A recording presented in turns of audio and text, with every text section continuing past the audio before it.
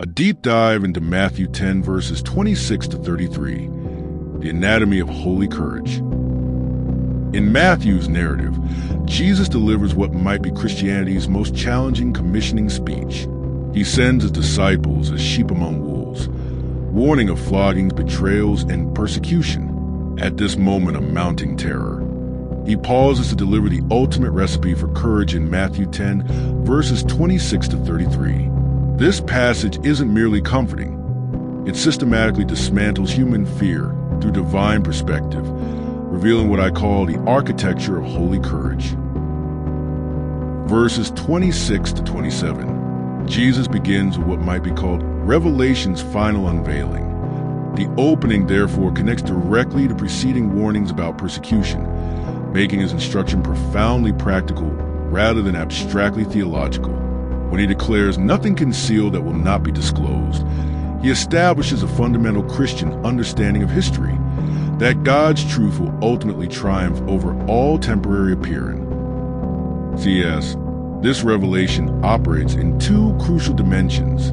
Vertically, it points toward final judgment where all hidden motives and injustices will be exposed, echoing Ecclesiastes 12:14's assurance that God will bring every deed into judgment.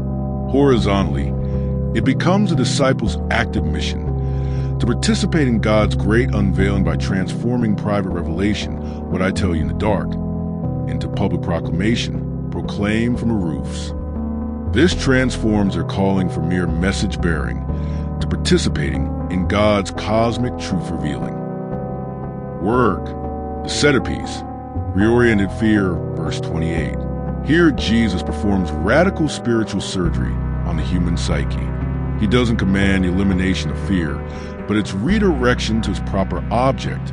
This verse represents the theological pivot of the entire passage, the great reorientation that makes everything else possible. The text makes a qualitative distinction between two kinds of power: limited human authority that can only terminate physical existence, and ultimate divine sovereignty that determines eternal destiny. Jesus isn't minimizing physical suffering, but contextualizing it within eternal reality. The fear he commands toward God isn't cowering terror, but awestruck reverence for one who holds our eternal existence. This echoes the wisdom tradition where the fear of the Lord is the beginning of wisdom. Proverbs 9 verse 10, now intensified through Revelation of Fina. El judgment, the heart, intimate providence, verses 29 to 31. Having established God's awesome power, Jesus reveals his intimate care through one of Scripture's most tender arguments. The sparrow analogy would have resonated deeply with his listeners. These insignificant birds were the poor person's food, worth virtually nothing. Yet Jesus declares that not one falls apart from the Father's care. This isn't a promise of painless existence. Sparrows still fall, but an assurance that no suffering occurs outside God's compassionate awareness and sovereign purpose. The argument from lesser to greater, you are worth more than many sparrows, grounds Christian courage not in stoic resolve but in beloved identity. When Jesus mentions the hairs of your head being numbered, he's not offering trivial numerology, but revealing the breathtaking scope of divine attention to each person he calls his child. The culmination, covenantal confession, verses 32 to 33. The passage culminates in what we might call the economy of acknowledgement. Jesus presents a sobering reciprocity. Our earthly confession of him determines his heavenly confession of us. This isn't about earning salvation through bravery, but demonstrating genuine faith, th. Rough faithfulness, the Greek W, word for act.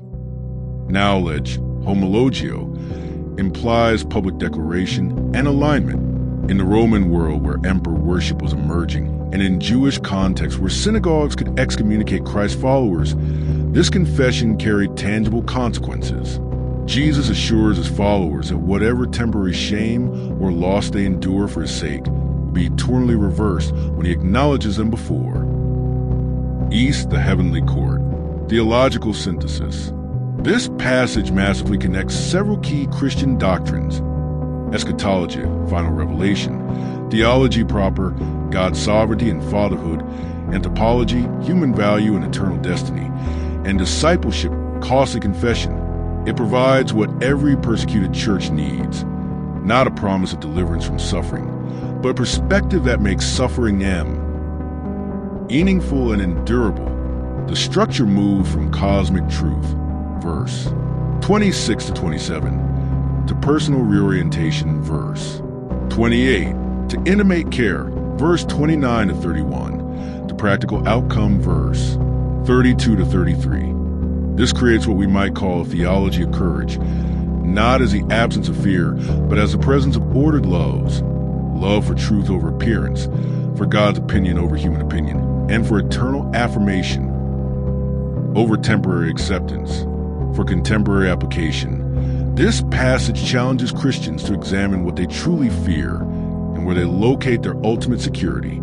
It suggests that much of our social anxiety, our reluctance to speak truth, and our conformity to worldly patterns stem from misdirected fear. The solution isn't to become fearless, but to fear rightly, to grant the holy, powerful, and loving God the final word about our worth, our safety, and our destiny. Thanks for watching you. All mean a lot to me. Love you.